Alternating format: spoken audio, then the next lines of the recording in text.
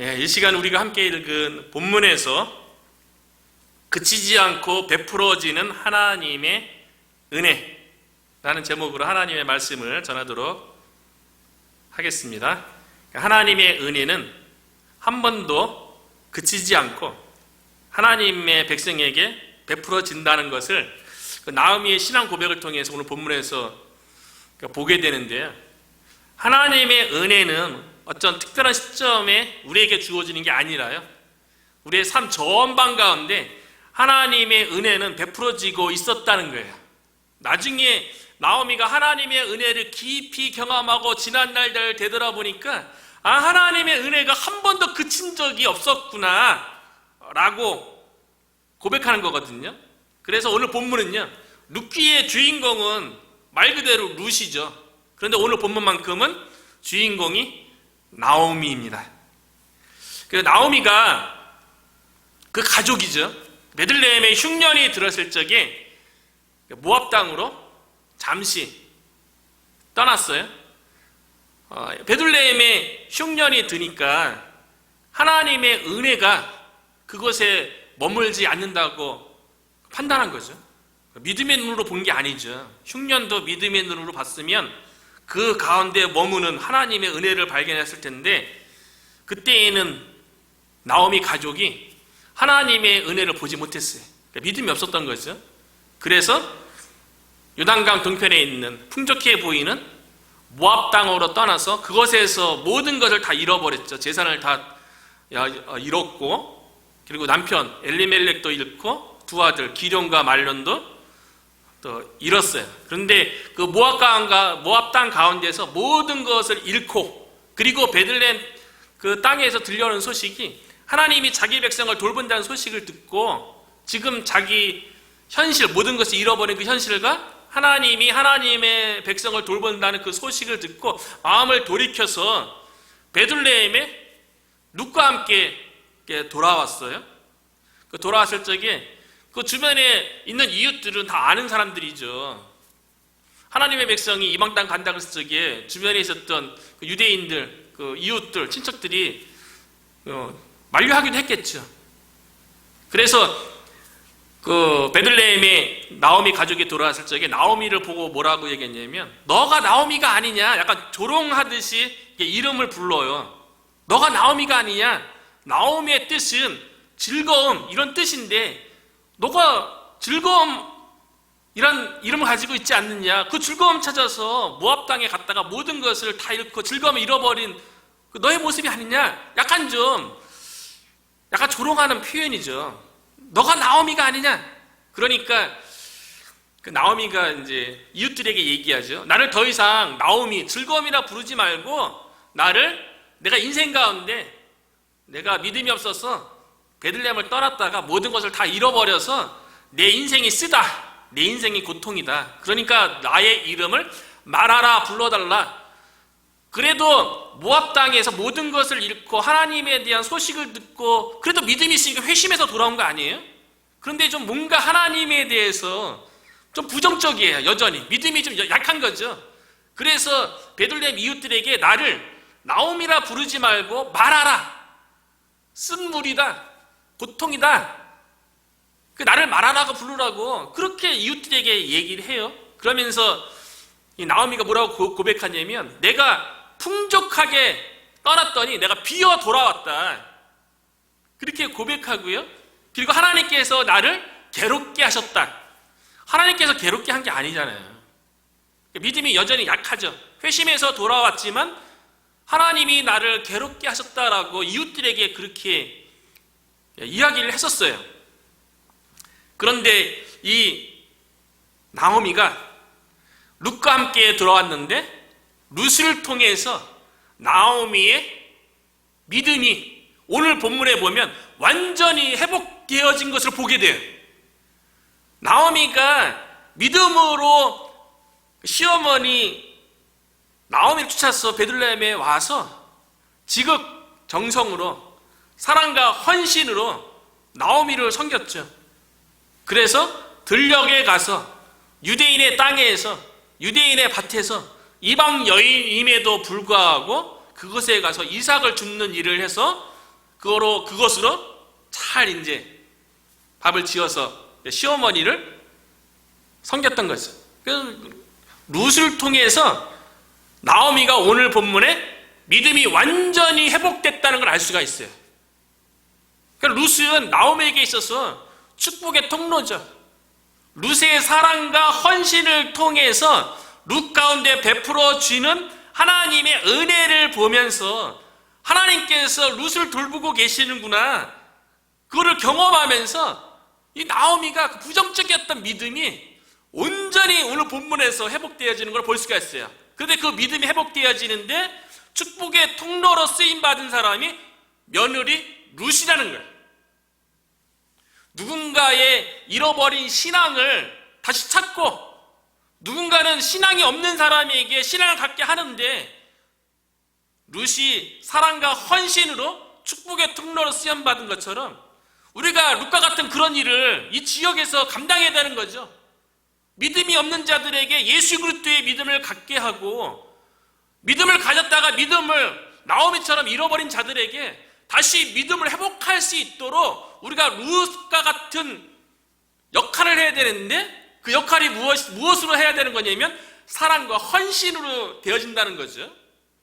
저와 여러분이 룻과 같은 역할, 우리 교회가 이 지역 가운데 룻과 같은 역할로 사랑과 헌신으로 누군가를 섬겨서 신앙을 갖게 하고 신앙을 회복하는데 저와 여러분이 쓰임받기를 주의 이름으로 축원합니다.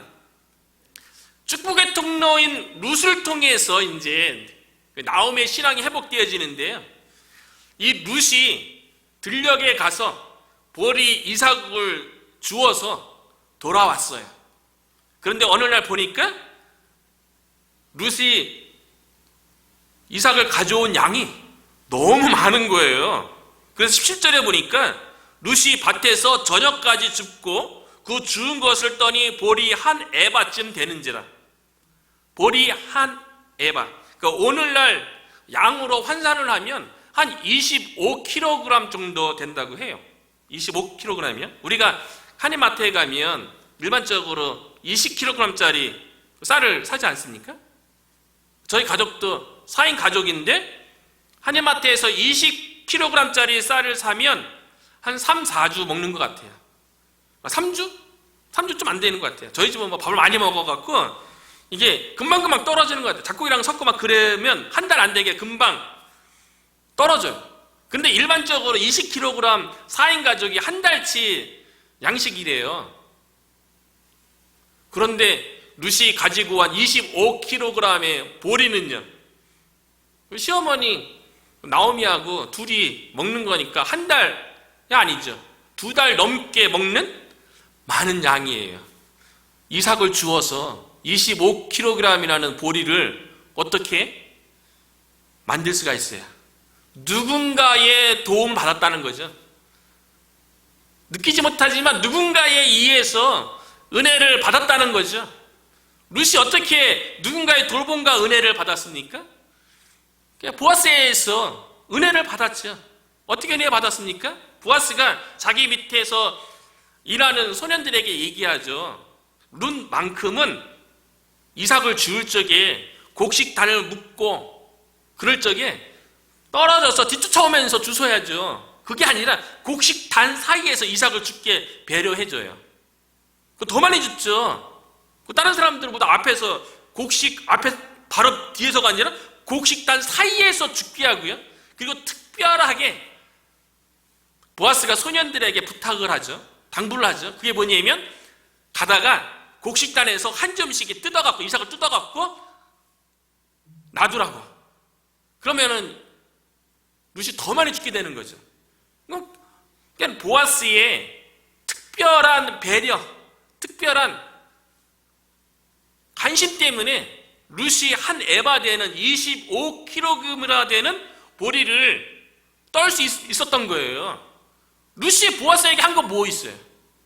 아무것도 없잖아요. 그냥 룻을 불쌍히 여긴 보아스에 의해서 베풀어진 은혜로 어떤 누구도 하루치 거둘 수 없는 보리 25kg이라는 엄청난 양의 수확을 얻었던 거죠. 거기다가요, 이 룻이 그 들녘에서 이삭을 줍는 가운데 점심때가 됐을 적에 보아스가 어떻게 했습니까? 룻은 뭐 도시락을 싸갔는지 안 싸갔는지 모르겠어요. 안 싸간 것 같아요. 그러니까 보아스가 보아하니까 룻이 도시락을 안 싸온 것 같으니까 자신의 가족에서 집에서 가지고 온 그 식탁 자리에 룻을 초대했죠. 근데 룻은 사랑과 헌신으로 시므를 섬기잖아요. 그런데 그 음식이 남았는데 그냥 온 게 아니고요, 그 남은 음식을 가지고 와요. 누구를 위해서요? 시므 나오미를 위해서. 식탁 자리에 초대된 것도 은혜죠. 근데 음식이 많이 남았는데 배불리 먹었어요. 음식이 남았는데 그 남은 거를 시므를 위해서 따로 챙겨서 같이 갖고 왔어요. 그러니까 나오미가 보기에 며느리가 이런 음식을 싸간 적이 없는데 음식을 싸갖고 온 거예요. 그래서 18절에 보면 그 룻이 시므에게 이렇게 얘기하죠. 그 주운 것을 보이고 볼이 25kg이며 그가 배불리 먹고 남긴 것을, 이거는 가져간 것이 아닌데 음식을 시므 나오미를 위해서 챙겨온 거죠. 그 시어머니에게 드렸어요. 그러니까 시어머니 입장에서는 룻이 누군가에 의해서 엄청난 돌봄과 은혜를 받고 있다는 것을 알 수가 있죠. 그 누군가가 어떻게 은혜를 베풀었는지 시므로서는 너무 궁금한 거예요. 그래서 룻에게 물어봐요. 19절에 오늘 어디서 주었느냐? 어디서 일을 하였느냐? 너를 돌본 자가 누구냐? 너에게 은혜를 베푼 자가 누구냐? 그에게 복이 있기를 내가 원한다. 이렇게 얘기하니까요, 룻이 누구의 밭에서 일했는지 이야기하는데 일하게 한 사람의 이름이 보아스다라고 이렇게 시므에게 이야기하는 걸 볼 수가 있어요. 룻기가 참 놀라운데요, 룻은 며느리고 나오미는 시므잖아요. 대화하기 참 쉽지 않은 그 대상인데, 그런데 이렇게 오늘 본문을 보면서 놀라운 거는 그 며느리인 룻은 하루 일과 동안에 일한 것에 대해서 시시콜콜하게 시므한테 이야기하고요. 그리고 아무리 며느리지만 젊은 과부 아니에요?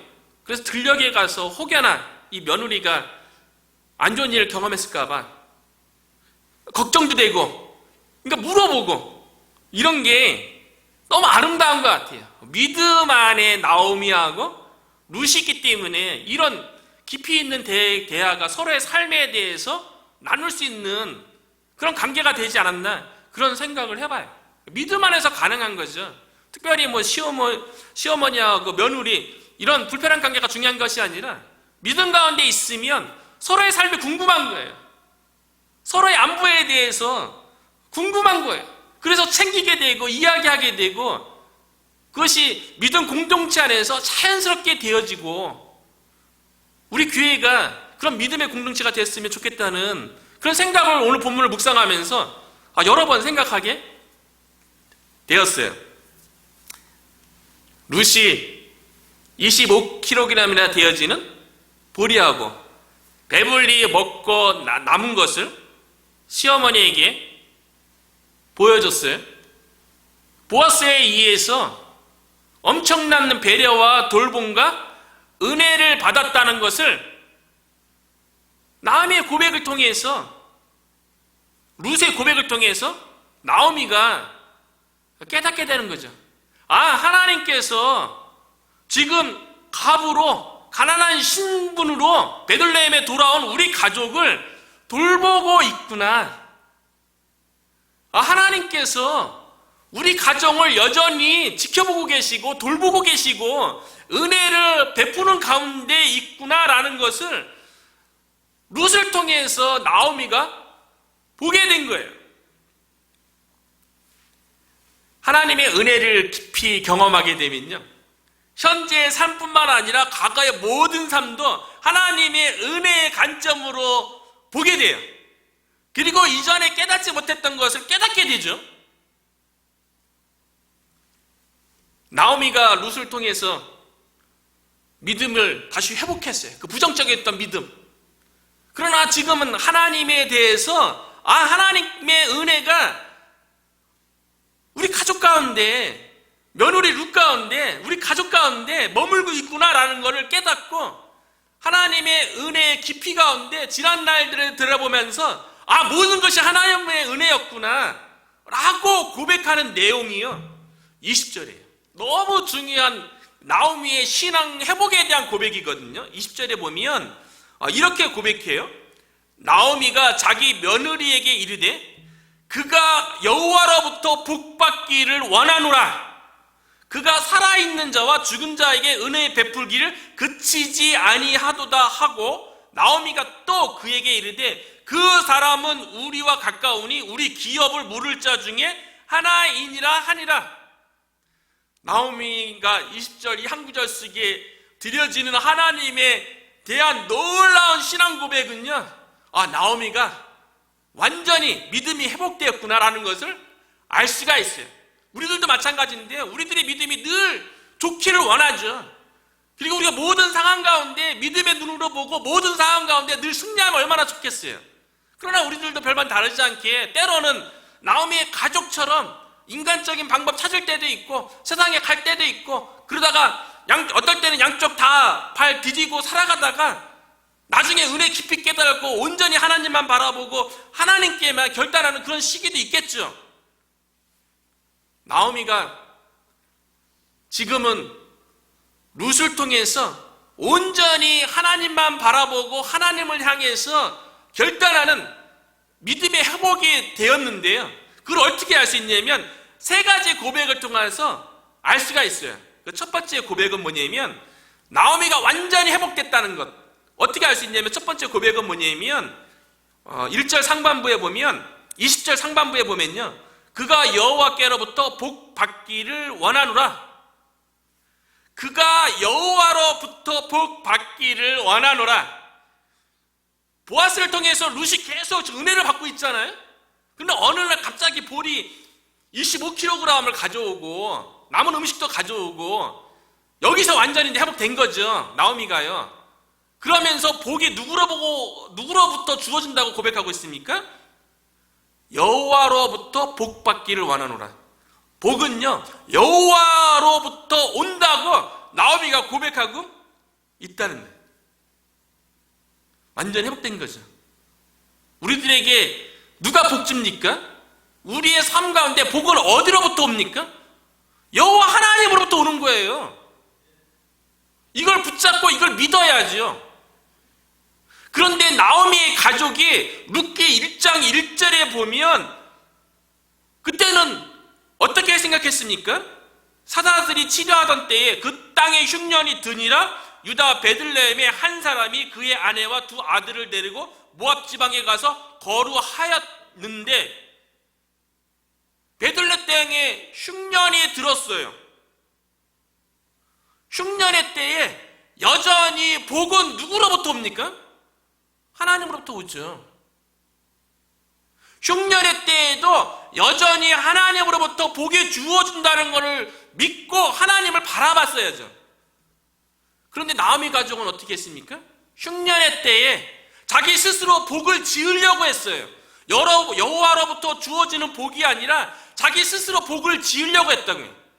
그래서 모압 땅으로 간 거예요. 모든 재산을 처분한 다음에 모압 땅으로 간 거죠. 왜 모압 땅에 갔습니까? 흉년의 때에 여호와로부터 복을 기대한 것이 아니라 흉년의 때에 내가 모압 땅에 가서 복을 만들리라. 그렇게 생각했던 거죠. 믿음 없는 행위죠. 어떻게 흉년의 때에 내 스스로의 노력으로 복을 만들 수 있다고 생각을 합니까? 그 자신 스스로 복을 짓겠다고 모압 땅에 갔지만 그곳에서 복을 만들려고 10년 동안 몸부림쳤지만 그 결과가 무엇인지 우리는 너무나도 잘 알고 있잖아요. 10년 동안 재산 잃었어요. 10년 동안 남편과 두 아들을 잃어버렸어요. 그것이 얼마나 자신에게 불신앙의 모습이었고 얼마나 죄악된 모습이었는지 룻을 통해서 은혜를 받고 보니까요, 여호와께로부터 복이 주어진다는 것을, 그래서 보아스에게 여호와로부터 복이 있기를 원한다고 그렇게 고백하는 거예요. 그 성경에서 이야기하는 이 복은요, 특별히 우리가 잘 알고 있는 시편 1편 1절에 보면 복이 있는 사람이 복 나오잖아요. 이 복이라는 뜻은 행복, 안녕, 번영 이런 의미로 쓰여져요. 그러니까 복이 있는 사람은, 행복한 사람은, 번영하는 사람은 이렇게 다 해석이 되는 거예요. 그래서 삶 속에 진정으로 만족스러운 상태, 마음이 만족스러운 상태가 복인 거죠. 그런데 흉년 가운데 이 나오미의 가족은요, 번영, 행복을 여호와께로부터 복이 아니라 자기 스스로 지으려고 모압 땅으로 갔다는 거예요. 행복은 하나님으로부터 오는 건데, 번영은 하나님께로부터 오는 건데, 내 스스로 내 노력에 의해서 모압 땅에서 행복을 만들겠노라고, 내가 내 힘으로 모압 땅에서 번영을 이루겠노라고, 그래서 내 스스로 만족을 얻겠노라고, 그 만족은 사실은 하나님으로부터 주어지는 거죠. 근데 하나님으로부터가 아니라 내가 만들겠노라고, 내가 복을 짓겠노라고 모압 땅으로 떠났던 거죠. 그런데 룻을 통해서 하나님의 은혜를 경험하고 보니까, 복은 하나님께로부터 오는 거구나, 그렇게 고백하고 있다는 거예요. 복은 하나님이 우리에게 주시는 거예요. 우리가 복을 짓는 게 아닙니다. 우리가 행복을 만드는 게 아니에요. 하나님은 우리에게 행복도 주시는 거죠. 창조 원리가 그래요. 창세기 1장 27절 28절에 보면 하나님의 형상대로, 하나님의 모습대로 사람을 창조하시고, 그 다음에 뭐라고 얘기했냐면, 하나님이 그들에게 복을 주시며, 하나님 형상대로 입은 사람에게 복을 주시는 거예요. 창조 원리가 그래. 하나님이 인간에게 복을 주시는 거예요. 인간 스스로 복을 짓는 게 아니라는 거죠. 그래서 시편 2편 1절 이후에 보면, 복 있는 사람은, 행복하고자 하는 사람은 하나님으로부터 오는 거기 때문에 하나님을 가까이 해야 되는 거예요. 하나님을 가까이 하는 방법은 결국 말씀 가운데 순종하는 거죠. 그래서 시편 1편 2, 3절에 보면, 오직 여호와의 율법을 즐거워하여 그의 율법을 주야로 묵상하는 자로다. 왜 묵상합니까? 하나님의 말씀대로 순종하기 위해서 묵상하는 거죠. 그는 시냇가에 심은 나무가 철을 따라 열매를 맺으며 그 잎사귀가 마르지 아니함 같으니 그가 하는 모든 일이 다 형통하리로다. 이게 복인 거예요. 말씀 가운데 하나님을 가까이 하고 하나님 말씀 가운데 순종하면 하나님께서 복을 주셔서 하는 모든 일들이 형통케 하는 것, 하나님이 복을 주신다는 거죠. 그래서 시편 73편 28절에 보면요, 그래서 시편 기자가 이렇게 얘기하는 거예요. 하나님께 가까이 함이 내게 복이라. 하나님께 가까이 하는 게 복이죠. 내가 최선을 다하고 내가 성실한 게 내게 복이 아닌 거예요. 하나님께 가까이 함이 내게 복이라. 내가 주 여호와를 나의 피난처로 삼어 주의 모든 행적을 전파하리이다. 하나님을 가까이 해서 하나님을 피난처로 삼고 하나님께서 행하신 일들을 전파하는 게 그게 복이라는 거예요. 나오미가 하나님의 은혜를 경험하고 보니까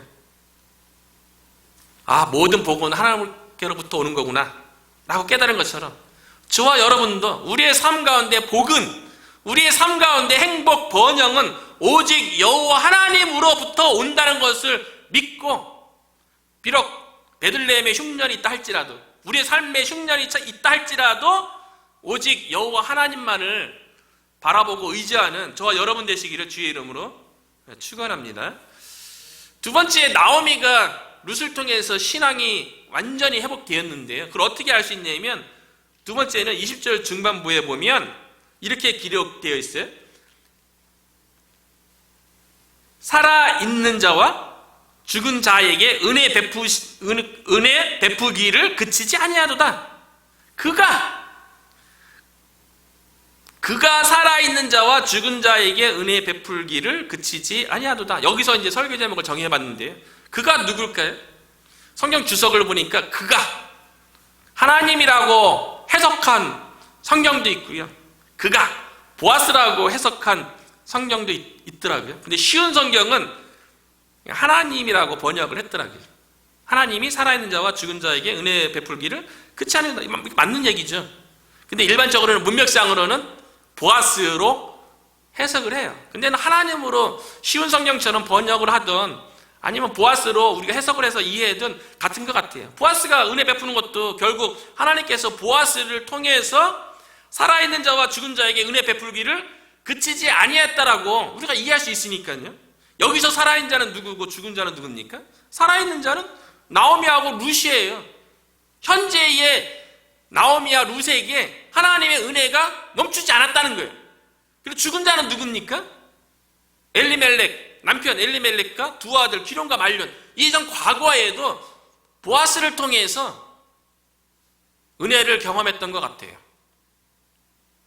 이 고백 속에서 뭘 알 수 있습니까? 하나님의 은혜가 베풀어지는데 과거에도 베풀어지고 있었는데 그때는 깨닫지 못하고 모압으로 갔던 거고요.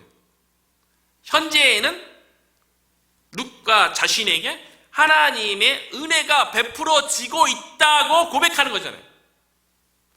하나님의 은혜는요, 과거에도 있었고요, 현재에도 베풀어지고 있고요. 이 이야기는 앞으로 내일도 미래도 앞으로도 하나님의 은혜는 우리 가운데 계속 베풀어질 거라는 약속이에요.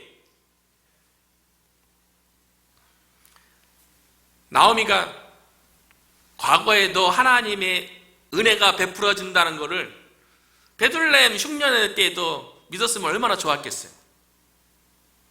그때는 깨닫지 못했어요.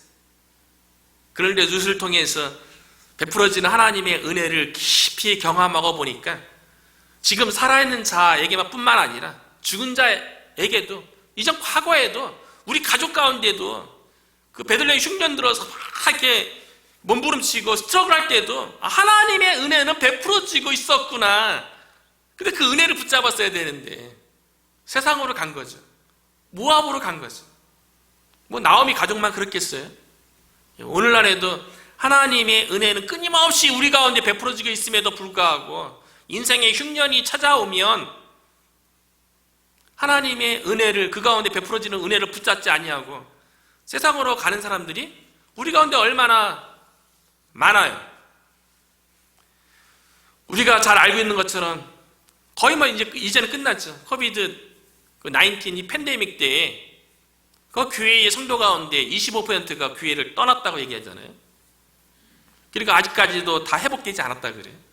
아직도 10% 정도, 많게는 또 15% 정도는 아직 회복되지 않았다고 얘기해요. 코비드 19 팬데믹이라는 이 흉년 가운데 많은 사람들이 그 가운데도 하나님의 은혜는 여전히 베풀어지고 있는데 하나님의 은혜를 붙잡은 사람도 남은 거고요. 하나님의 은혜를 붙잡지 못한 사람들은 교회를 떠나는 거죠. 우리들은 어떻습니까?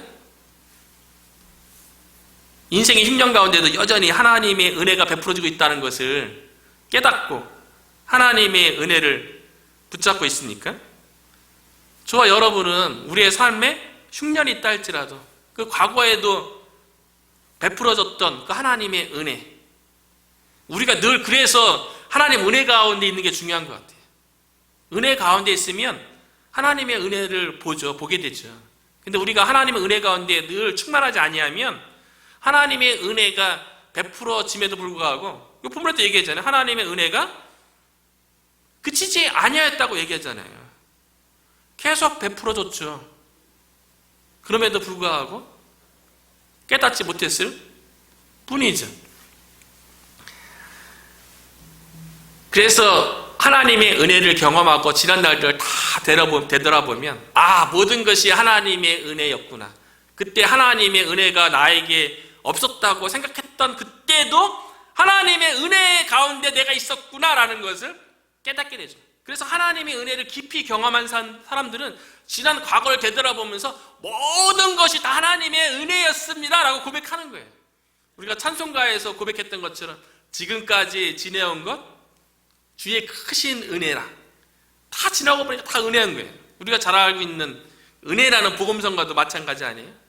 하나님의 은혜를 깊이 경험하고 지난 과거를 쭉 되돌아보니까요, 당연하게 된 것 아무것도 없었고 다 하나님의 은혜였다고 얘기하잖아요. 그러면서 고백하기를 모든 것이 은혜, 은혜, 은혜, 한없는 은혜, 내 삶에 당연한 것 하나도 없었던 것을 다 인생의 흉년도 하나님의 은혜였던 거죠. 어쩌면 인생의 흉년은 더 우리가 순수해지고 그때가 사사시대 때이잖아요.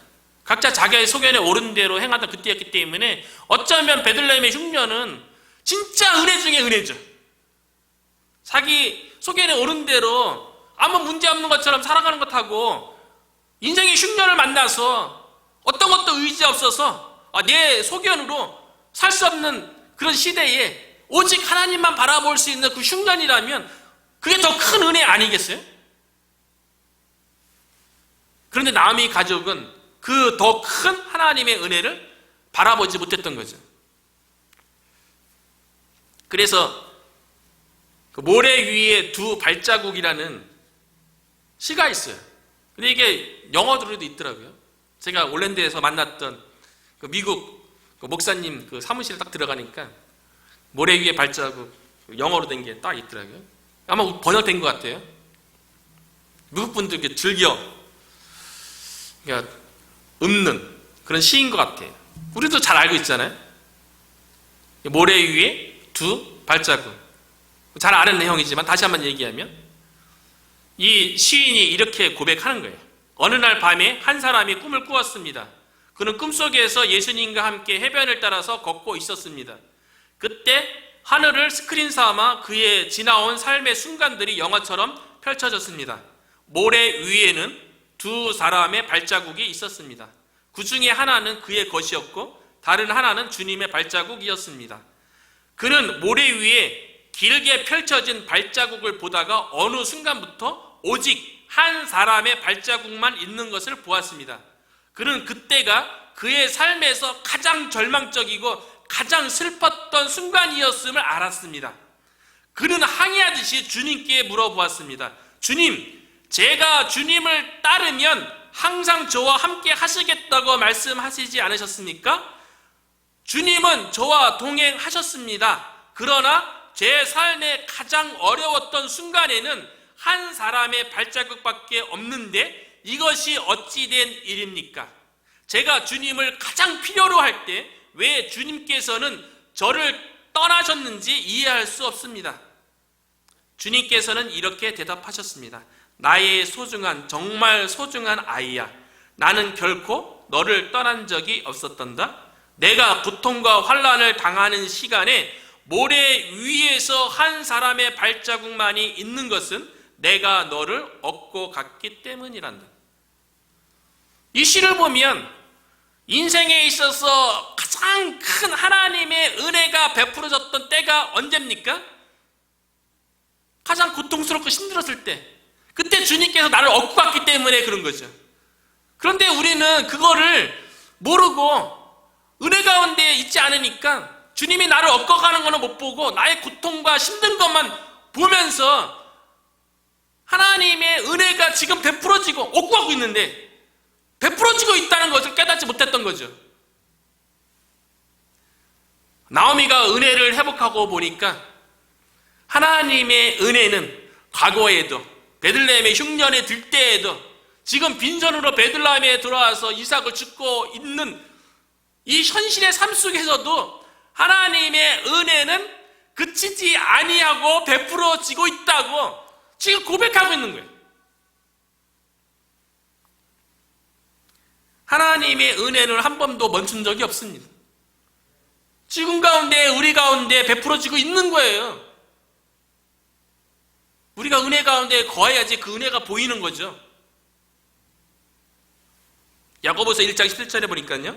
온갖 좋은 은사와 온전한 선물이 다 위로부터 빛들의 아버지께로부터 내려오나니, 온갖 좋은 은사, 온전한 선물, 하나님의 은혜는 아버지로부터 내려오는데요, 그는 변함도 없으시고 회전하는 그림자도 없으시니라. 변함이 없어요. 변하는 건 우리죠. 우리의 믿음이 변했던 거죠. 나오미의 믿음이 변했던 거죠. 그런데 나오미가 룻을 통해서 믿음이 완전히 회복되어지고 하나님의 은혜가 지금도 그치지 않고 베풀어지고 있다라고 고백하고 있는 거예요. 우리의 모든 삶 가운데 하나님이 은혜가 베풀어지고 있다고 고백하고요, 혹여나 모래 위에 두 발자국의 시처럼 나의 삶이 힘들고 고통 가운데 있다면 주님께서 나를 얻고 가는 하나님의 더 큰 은혜가 베풀어지고 있음을 깨닫고 고백하는 저와 여러분이 되시기를 주의 이름으로 축복합니다. 그 나오미가 신앙이 회복됐다는 것을 세 번째 무엇으로부터 알 수 있냐면요, 20절 후반부에 이렇게 고백을 해요. 그 사람은 우리와 가까우니 우리 기업을 물을 자 중에 하나이니라. 보아스를 통해서 지금 은혜가 베풀어지고 있잖아요. 그런데 나오미가 룻에게 뭐라고 얘기하냐면, 그 보아스는 우리와 가까우니 우리 기업을 물을 자 중에 하나이니라. 중요한 단어 나왔죠. 기업 물을 자. 기업 물을 자. 기업하니까 하여튼 성경 읽다가 기업이라는 단어 나오면 한 20년 전에 제가 고등부 학생이 다녔을 때 들었던 설교가 떠올라요. 기업 그러면 어렵잖아요, 단어가요. 그 기업을 그 당시에 이제 갓 목사님 되신 분이 이제 학생의 지도를 했는데, 그 목사님이 기업이라는 단어 가지고 설교를 했어요. 기업 물을 자에서 기업을 뭐로 해석했냐면 컴퍼니라고 해석했어요. 그래서 기업 얘기하면서 컴퍼니가 잘 되려면 정직해야 됩니다, 성실해야 됩니다, 서로 협동해야 됩니다, 이런 얘기했어요. 사실은 기업 물을 자라고 얘기하는 이 기업은 그런 컴퍼니가 아니라 영어로는 포제션, 헤러티지, 인헤리턴스 이런 거예요. 소유, 재산.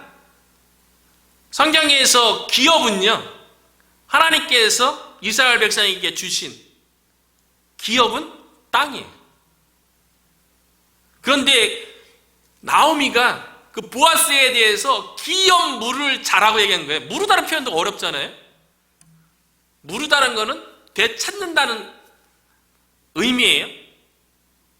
그게 한국말로 구속하다인데, 구속하다는 처음에 저도 사전적인 의미 잘 모르면 큰일 실수할 뻔했어요. 처음에 성경을 구속사라고 막 얘기하더라고요. 구속사. 누군가 이렇게 올가매에서 가두는 그런 건가?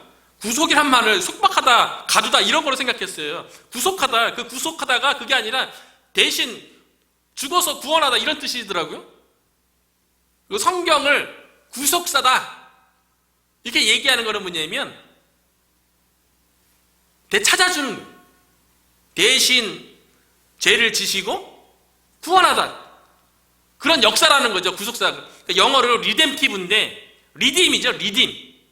오늘 본문에 보면 기업 물을 자를 NIV 성경은 뭐라고 번역하냐면 킨스맨 리디머라고 번역을 했어요. 친족으로서 리디머. 신약에 오면 이 리디머가 뭡니까? 구세주예요. 친족으로서 기업 물을 자라는 거는, 무르다는 게 되찾아준다. 기업 물을 자는요, 잃어버린 것을 되찾아주는 사람이라는 거예요. 그런데 기업은 땅이잖아요. 나오미에게 잃어버린 게 뭐예요? 땅을 잃어버렸어요. 그 또 뭐 잃어버렸습니까? 대를 끊겼어요. 엘리멜렉도 죽고 두 아들도 죽었기 때문에 대가 끊기는.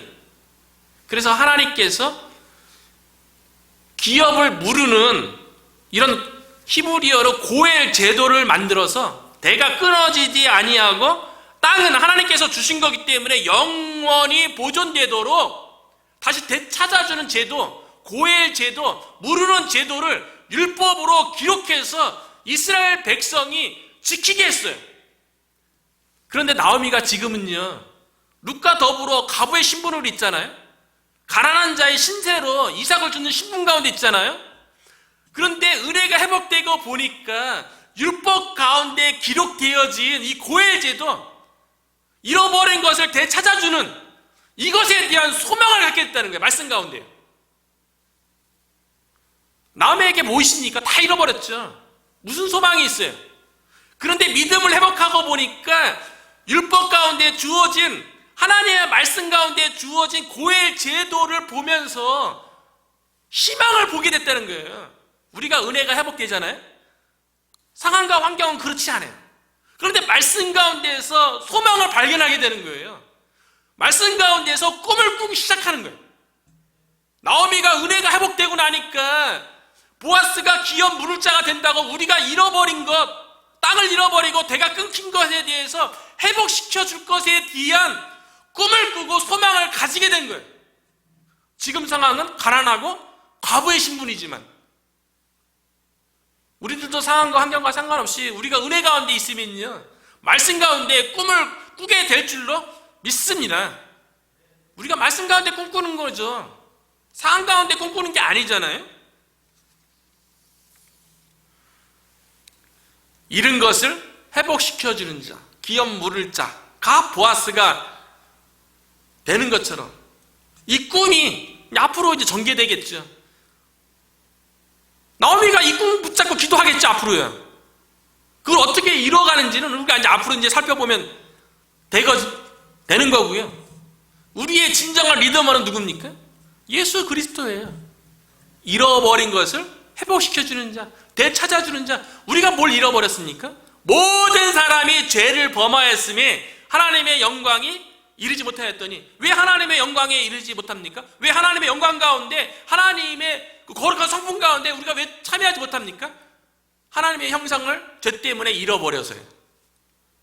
그런데 리디머 되시는, 다시 되찾아주는, 회복시켜주는 예수 그리스도를 통하여서 우리의 죄를 용서하시고 하나님의 형상을 회복시켜 주셔서 하나님의 영광 가운데 거하게 하셨다는 거예요. 잃어버린 것을 회복시켜 주는 자. 예수님이 그런 구속자, 구속주, 회복자가 되시는 분이라는 거죠. 우리 가운데 잃어버린 것, 찾아야 할 것들, 예수 그리스도 안에서 다시 회복하고 찾는 은혜가 있기를 주의 이름으로 축원합니다. 나오미의 고백이 놀랍죠.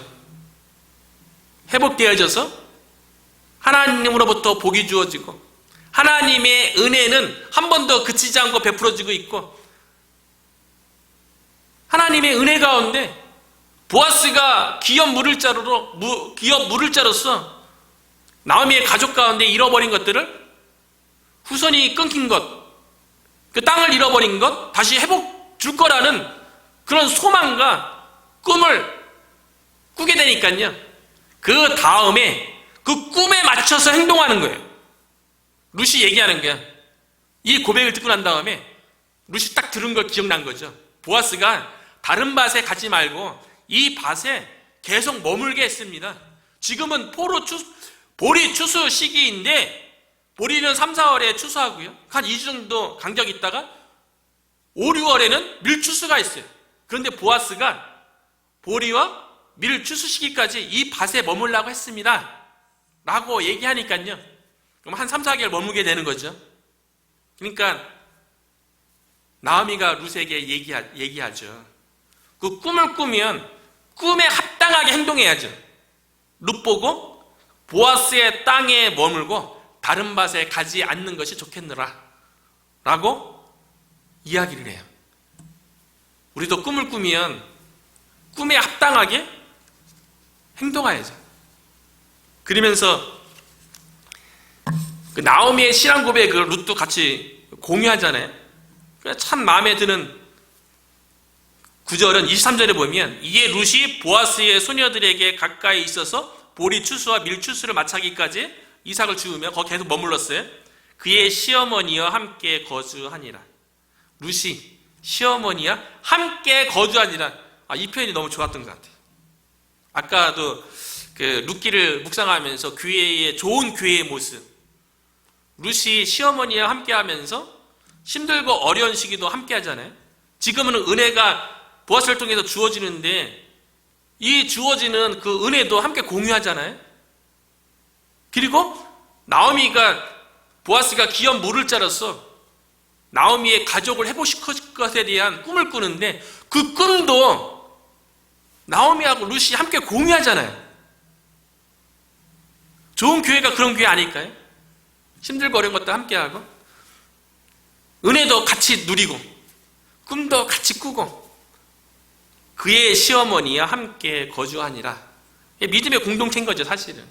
좋은 교회의 믿음의 공동체도 함께 공유하는 그런 우리 교회가 되기를 주님의 이름으로 축원합니다.